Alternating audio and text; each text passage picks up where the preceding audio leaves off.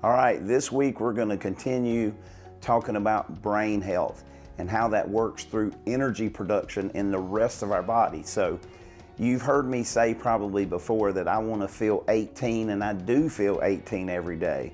And the only way that I can do that is by following the plan that I've put forth, and by making sure that I have tons of energy in my cells.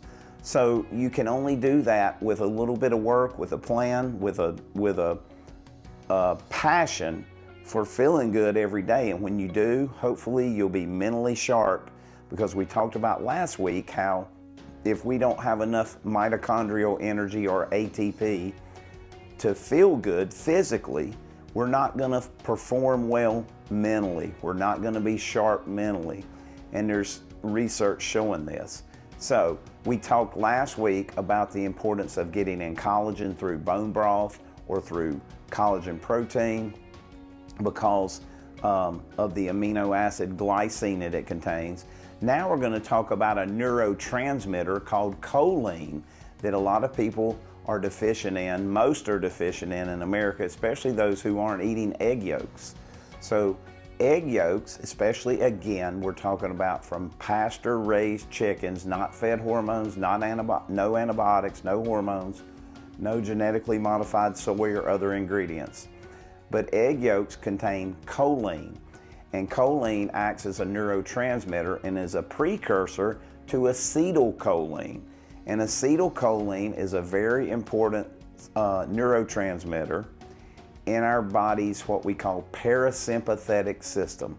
So I've talked about this in previous videos, but I think it's a good time to review parasympathetic and sympathetic. So we have two main nervous systems in our body.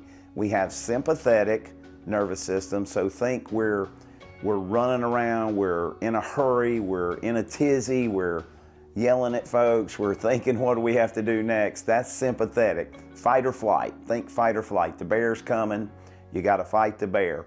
The problem is in America, and I get it, we all get busy and we all have all these things going. We tend to stay in the sympathetic nervous system way too much. And the sympathetic nervous system can keep us alive, and it's very beneficial if that bear is coming. But we shouldn't be in that sympathetic nervous system all day at work, or all day at home, or all day under pressure. It should come on for a few minutes, get us through the event that's before us, and then it should go back to parasympathetic, which we consider, I always describe it best as rest and digest. So sympathetic is the bear's chasing me, there's an emergency. Parasympathetic is rest and digest, relax.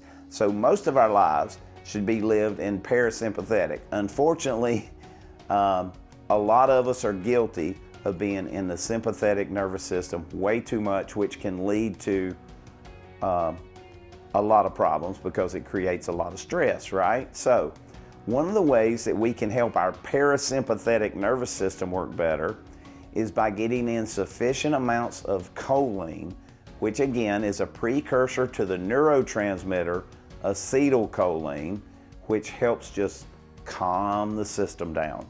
It helps turn that parasympathetic nervous system on. And if we're deficient in choline, then we're going to be deficient in acetylcholine, and we're not going to be able to turn the parasympathetic system on like we should. So make sure you're getting plenty of egg yolks. Make sure you're using the Foundational 4. Make sure you're doing some breathing techniques. I've talked in previous videos about box breathing. 5 seconds in, hold for 5 seconds, 5 seconds out. So it's really simple. In for 5, hold for 5, out for 5. I mean, we don't have to make it complicated, but that can help turn on the parasympathetic nervous system also. So if you're in a traffic jam and you're all upset, just do some deep breathing, do some box breathing. If you're upset with your family or upset at work, just a couple of minutes, maybe not even a couple of minutes, maybe a minute or less of this box breathing, this deep breathing, can start to turn that parasympathetic nervous system back on and tone down the sympathetic.